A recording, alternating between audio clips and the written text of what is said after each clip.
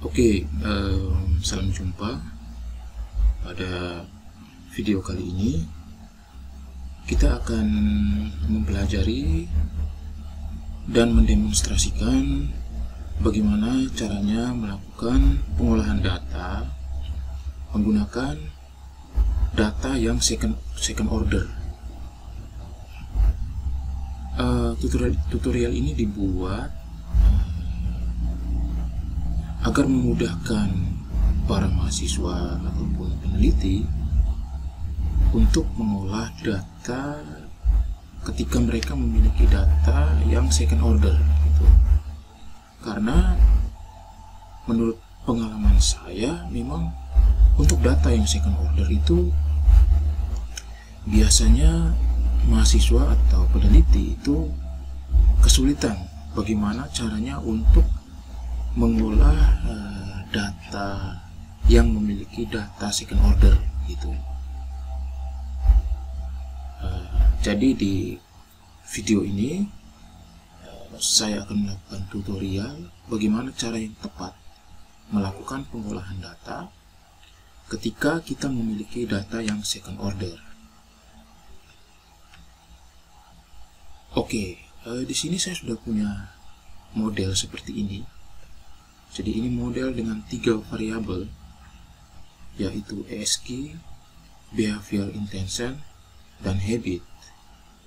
Nah, ASCII itu dia berperan sebagai variabel independen atau eksogen. Behavioral Intention dia berperan sebagai variabel mediasi. Sedangkan Habit berperan sebagai variabel dependen atau endogen. Nah, di model ini, variabel yang merupakan variabel dengan second order itu adalah ASCII. Nah, ASCII ini adalah variabel yang second order. Nah, ini saya buka. Nah, jadi di sini ASCII ini berperan sebagai variabel yang second order. Nah, Secara teori ASCII ini itu diukur oleh efisien, fulfillment, system ability, dan privasi. Nah, dalam model ini second order yang dibuat itu adalah repeated indikator. Ya, repeated indikator di mana indikator-indikator yang ada pada efisien, fulfillment, sistem ability, dan privasi itu dimasukkan kembali pada variabel ASCII-nya. Tetapi secara teori ASCII itu diukur oleh efisien, fulfillment, sistem ability, dan privasi. ASCII itu tidak diukur oleh indikator-indikator yang kuning ini. Itu secara teori.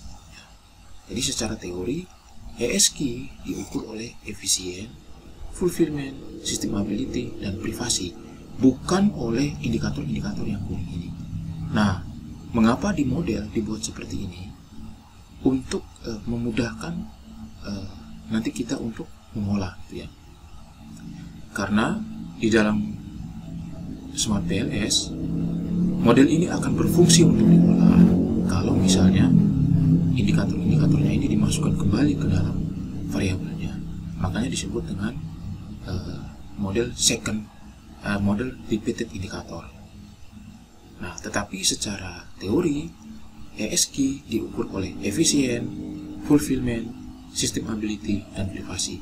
Nah, teori yang seperti ini itu nanti akan berpengaruh terhadap pengolahan datanya, nanti akan berpengaruh terhadap pengujian validitas dan reliabilitas. Nah, jadi kita mesti pegang teori itu ya. Jadi secara teori ASCII diukur oleh efisien, fulfillment, system ability, dan privasi. Karena dia bentuknya adalah second order. Berbeda dengan behavior intention dan habit. Behavior intention itu langsung diukur oleh indikatornya, yaitu Y1, Y2, Y3, Y4, dan Y5. Dia disebut sebagai first order. Habit juga diukur oleh indikatornya yang ada 5 ini, dia disebut sebagai first order. Nah, teori seperti ini nanti akan berpengaruh terhadap pengolahan datanya, terutama pada saat pengujian validitas dan reliabilitas. Karena seringkali saya temui ya, mereka yang mengolah data dengan second order itu memiliki kesalahan ketika melakukan pengujian validitas dan reliabilitas, ketika mereka memiliki model yang second order. Nah, ada kesalahan di situ. Nah, pada video ini kita akan melakukan pengolahan data dengan data yang second order ini dengan cara yang benar ya, dengan cara yang benar dan sesuai dengan teorinya. Oke, jadi kita sudah punya model seperti ini. Ini saya hide saja. Nah, sekarang kita akan melakukan pengujian validitas dan reliabilitas. Bagaimana caranya? Kita akan melakukan pengujian validitas dan reliabilitas menggunakan pendekatan yang disebut dengan embedded two-state approach. Embedded two-state approach. Jadi, kita akan melakukan pengujian validitas dan reliabilitas itu sebanyak 2 tahap, ya, yaitu di tahap dimensi dan di tahap variabelnya. Nah, bagaimana caranya? Ikuti langkah-langkahnya dengan saksama. Pertama, kita akan melakukan pengujian validitas dan reliabilitas. Kita pilih PLS-SEM algorithm, start calculation. Oke, nah sekarang kita akan melihat terlebih dahulu faktor loadingnya. Nah, ini faktor loadingnya saya akan copy saja, saya masukkan ke Excel untuk mempermudah kita.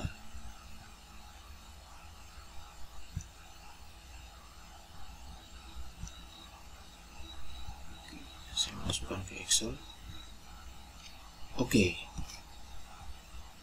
Untuk melihat nilai faktor loading ini, kembali lagi kita perlu memperhatikan teorinya di sini. Oke, kita perlu memperhatikan teorinya.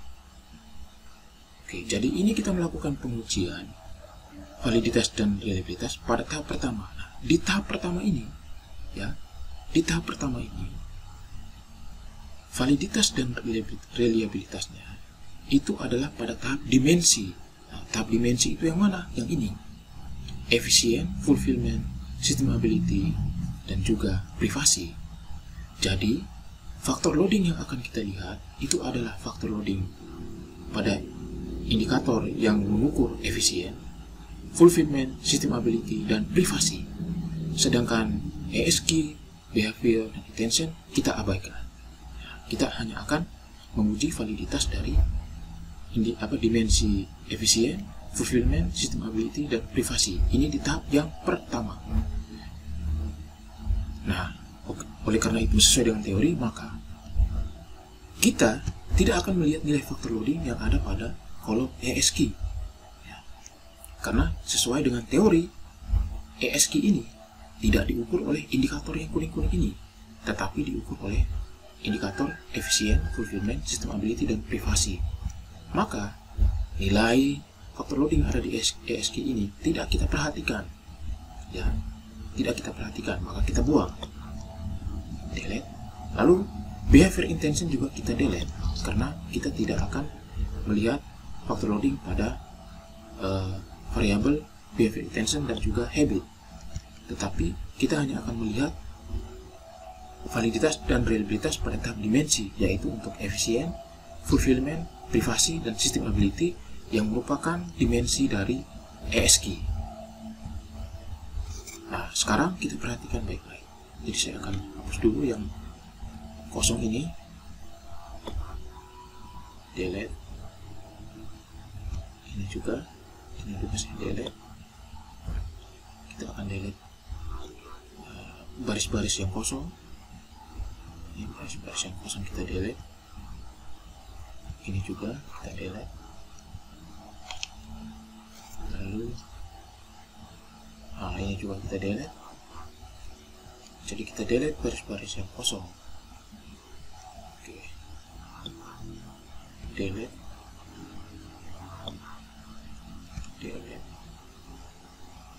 Juga kita delete. Ya, ini membutuhkan waktu. Delete.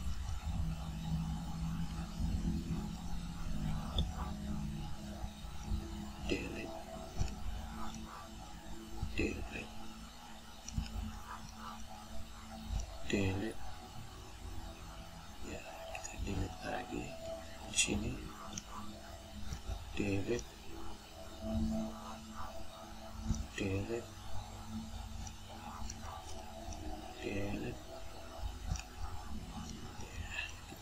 Kita delete saja baris yang kosong untuk mempermudah kita nanti. Delete.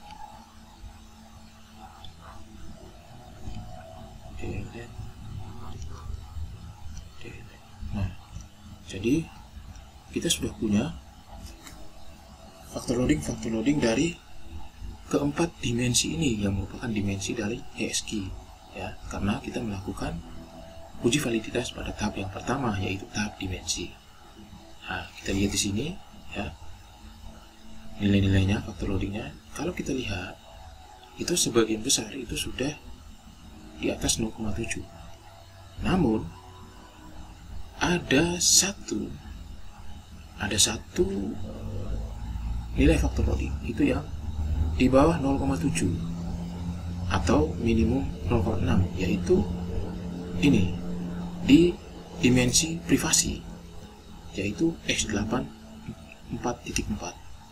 Ini adalah nilainya adalah 0,463. Maka karena dia bernilai di bawah 0,7 atau di bawah minimum 0,6, maka kita akan buang indikator ini, yaitu 0844 yang ini kita buang. Oke, saya kembali ke model. Nah, kita buang ini kita buang, delete. Selanjutnya kita kalkulasi lagi, ya.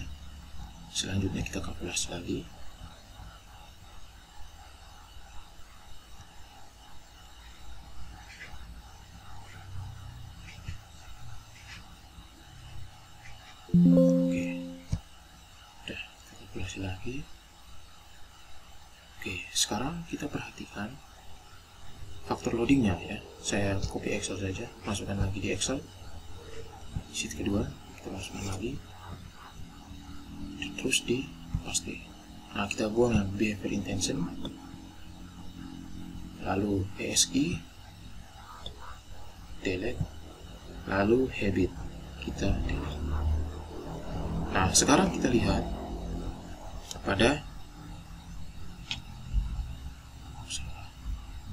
maaf sih saya salah buang, ya. Oke, ini saya buang ini, jadi saya salah buang tadi, delete. Oke, lalu habit. Nah, sekarang diperhatikan untuk semua dimensi faktor loadingnya sudah di atas 0,7, ya. Nih, semuanya sudah di atas 0,7. Ada satu yang 0,6, tapi tidak masalah. Kita bisa memperhatikan pada reliabilitasnya. Kalau reliabilitasnya itu semuanya di atas 0,7, maka faktor loading 0,6 itu tidak masalah, kita tetap ikut sertakan. Nah, ternyata semuanya di atas 0,7. Nah, faktor loadingnya sudah aman. Oke, sekarang kita ke reliabilitas dan validitas konvergennya. Kita copy saja ini, copy ke Excel, kita masukkan ke Excel, paste. Nah, pada bagian ini kita hapus yang ini, karena kita tidak akan mencari reliabilitas untuk behavior intention, ESG dan habit, tapi cuma untuk 4 dimensi itu, 4 dimensi dari ESG. Oke, nah ini, jadi kita cuma mencari reliabilitas dan juga validitas konvergen dari 4 dimensi yang ada pada ESG itu di tahap pertama. Nah, teman-teman, kalau saya perhatikan itu ada yang memiliki kesalahan di sini. Nah, kesalahan melakukan pengolahan data dengan second order. Jadi di second order ini, ya, itu mereka salah melakukan pengujian validitas, terutama di faktor loading, karena ada yang mengambil faktor loading pada variabel yang sebenarnya variabel itu adalah second order. Nah, itu kesalahan. Lalu ada juga yang memasukkan nilai reliabilitas ini, ya, terutama yang komposit dan average itu di tahap pertama ini diambil langsung AV-nya, padahal itu kesalahan. Nah, kesalahan. Mengapa kesalahan? Kita kembali pada teorinya di sini. Ya. Nah, di teori ini kan mengatakan bahwa secara teori ESG itu diukur oleh efisien, fulfillment, systemability, dan privasi. ESG itu bukan diukur oleh indikator-indikator yang kuning ini, tetapi oleh efisien, fulfillment, systemability, dan privasi. Sehingga akan terjadi kesalahan kalau misalnya composite reliability atau reliabilitas ini dan AV ini itu di tahap pertama langsung diambil reliabilitas pada ESG-nya, karena reliabilitas ESG ataupun AV pada ESG ataupun faktor loading pada ESG itu sejatinya dihasilkan dari indikator yang kuning-kuning ini, bukan dihasilkan dari dimensinya ini. Bukan diukur oleh dimensi ini, tapi diukur oleh indikator-indikator ini. Dan itu adalah sebuah kesalahan. Maka kita harus buang. Di tahap pertama ini kita cuma menguji validitas dan reliabilitas untuk dimensi dari ESG. Nah, jadi ini adalah reliabilitas dan juga convergent validity dari dimensi yang ada pada ESG, yaitu efisien, fulfillment, privasi, dan systemability. Dan kalau kita lihat semuanya sudah di atas 0,7, AV-nya pun di atas 0,5, dan itu aman. Sekarang kita ke bagian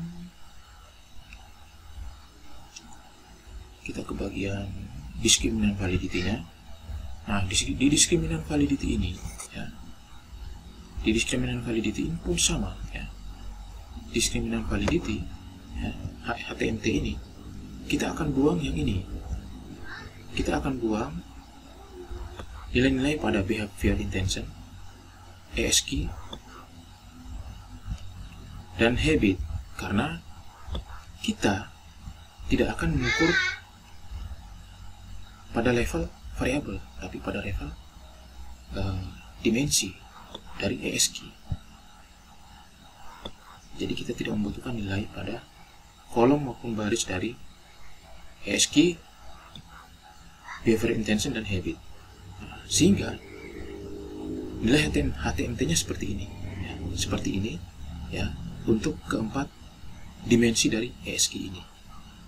Nah, kalau kita perhatikan nilai HTMT-nya itu semuanya di bawah 0,9, sehingga secara HTMT validitas diskriminannya memenuhi, gitu ya. Nah, sekarang mari kita lihat yang Vornel-Haeckel-nya. Nah, di Vornel-Haeckel ini, ya, kita juga menguji untuk dimensi dari ESG. Jadi ESG-nya kita buang, ya. Nilai-nilai pada kolom ESG, kolom behavior intention itu kita buang, kolom dan baris, ya. Ini kita buang, delete. Kita buang behavior intention, kita buang ESG, kita buang, dan habit kita buang. Nah, sekarang kita perhatikan untuk Vornel-Haeckel kriterionnya itu nilai yang di atas, yaitu akar kuadrat AV, itu harus lebih besar daripada nilai korelasi yang ada di bawahnya. Sehingga di sini kalau kita lihat semuanya sudah terpenuhi, ya, karena nilai yang di atas itu lebih besar daripada nilai yang bawahnya. Sehingga secara Vornel-Haeckel kriterion semuanya terpenuhi. Nah, kalau semuanya sudah terpenuhi seperti ini, ya, langkah selanjutnya kita melakukan pengujian validitas dan reliabilitas di tahap yang kedua. Nah, ini kan tahap pertama. Nah, di tahap kedua kita akan menguji validitas dan reliabilitas untuk variabelnya. Yaitu untuk ESG, habit, dan juga behavior intention. Nah, tetapi yang menjadi pertanyaannya, ya, pertanyaannya bagaimana kita mengukur variabel ESG ini di tahap kedua. Bagaimana caranya kita mengukurnya? Nah, kita mengukur variabel ESG ini, ya, itu langsung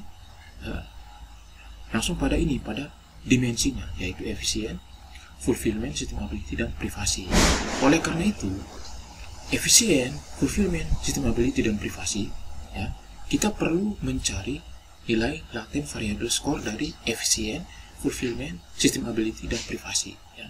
Kita perlu mencari atau menghitung latent variable score-nya. Nah, pada Smart PLS kita tidak perlu susah-susah menghitung latent variable score dari efisien, fulfillment, systemability, dan privasi. Karena di Smart PLS dia akan menghitung dengan sendirinya nilai efisien, nilai latent variable score dari efisien, fulfillment, systemability, dan privasi. Nah, caranya bagaimana? Caranya kita ke sini, create data file. Nah, di create data file ini kita kasih file nama, ini state 2. Nah, kita mau memunculkan nilai latent variable score dari efisien, fulfillment, systemability, dan privasi. Nah, kita kasih nama foldernya adalah state 2. Ya, state 2. Nah, lalu kemudian kita create. Nah, kita sudah create. Kita kembali ke awal, simpan. Nah, di sini dia memunculkan satu folder baru namanya state 2. Nah, folder inilah yang akan kita pakai untuk pengujian validitas dan reliabilitas di tahap yang kedua. Kita kembali ke model second order. Nah, di sini, di sini saya akan mengambil folder state 2 tadi, ya. Ini state 2. Kita pakai yang ini, state 2. Nah, selanjutnya, teman-teman, selanjutnya di state 2 ini ESG itu diukur oleh efisien, fulfillment, systemability, dan privasi. Oleh karena itu, saya akan menghilangkan ini. Saya akan menghilangkan ini. Karena nanti saya akan memasukkan latent variable score dari 4 dimensi tadi. Nah, selanjutnya indikator yang kuning ini juga saya hilangkan. Maaf. Jadi indikator yang kuning ini juga akan saya hilangkan. Nah, ini akan saya hilangkan sampai di bawah. Lalu saya delete. Nah, ini sudah saya hilangkan. Nah, selanjutnya kita hanya akan memasukkan latent variable score dari 4 dimensinya ESG, yaitu efisien, fulfillment, privasi, dan systemability. Nah, jadi secara teori di state kedua ini, ESG itu langsung diukur oleh dimensinya. Jadi bukan indikator dari dimensi, tapi dimensinya secara teori. Nah, secara teorinya seperti ini. Oke? Nah, ini saya mau rename dulu. Saya buang latent variable score-nya. Ini juga rename, saya buang latent variable score-nya. Ini juga saya buang latent variable score-nya. Ini juga saya buang latent variable score-nya. Nah, sekarang kita sudah masuki tahap yang kedua, pengujian validitas dan reliabilitas di tahap variabelnya. Jadi variabelnya langsung diukur oleh indikatornya atau dimensinya, seperti ini. Nah, sekarang kita ke kalkulasi PLS algorithm, start calculation. Nah, kita lihat outer loadingnya. Nah, di sini kita lihat outer loadingnya hampir semuanya itu di atas 0,7.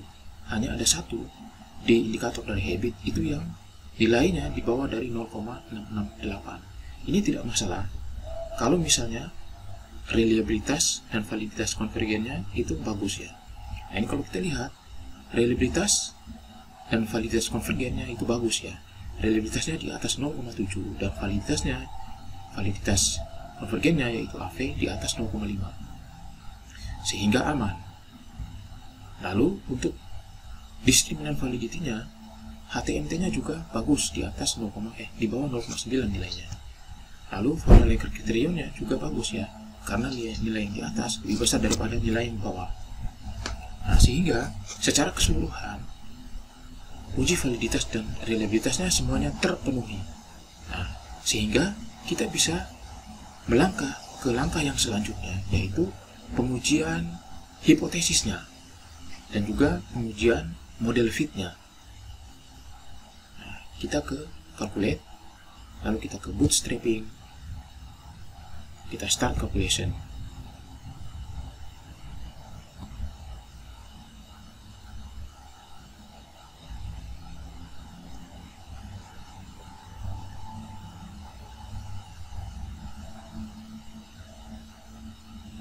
Oke, kita lihat ya, kita lihat di sini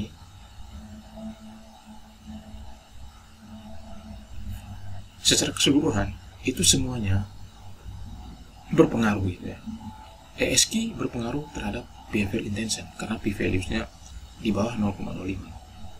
ESG berpengaruh terhadap habit karena p-values-nya di bawah 0,05. Habit berpengaruh terhadap behavior intention karena p-values-nya di bawah 0,5. Ini adalah pengaruh langsungnya, direct effect ya, pengaruh langsungnya. Karena kita memiliki variabel mediasi, maka ada pengaruh tidak langsungnya. Nah, pengaruh tidak langsungnya kita lihat pada specific indirect effect. Ternyata di specific indirect effect, habit ini ya, habit ini, coba kita lihat lagi.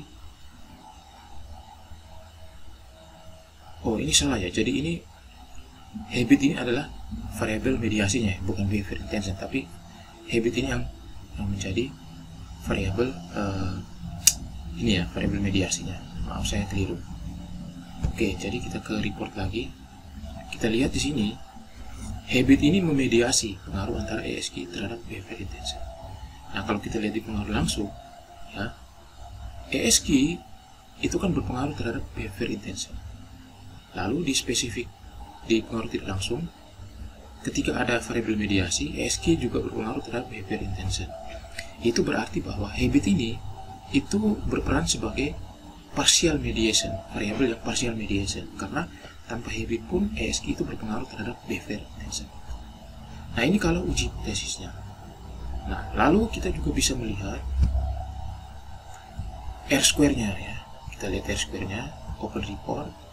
Kita lihat R-square-nya. Nah, R-square-nya itu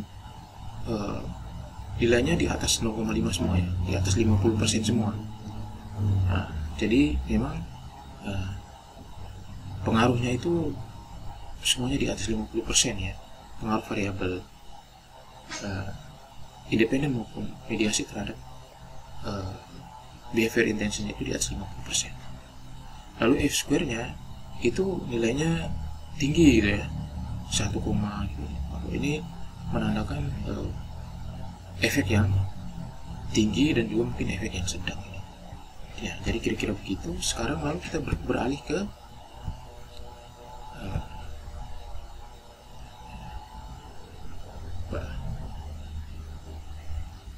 coba. Oke, 8 kalkulasi.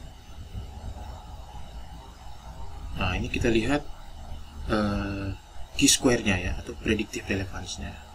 Nah, ini predictive relevance-nya itu semuanya di atas 0, sehingga model ini memiliki predictive relevance ya.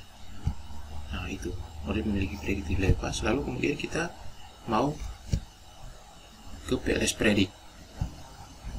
Kita mau melihat perbandingan gitu.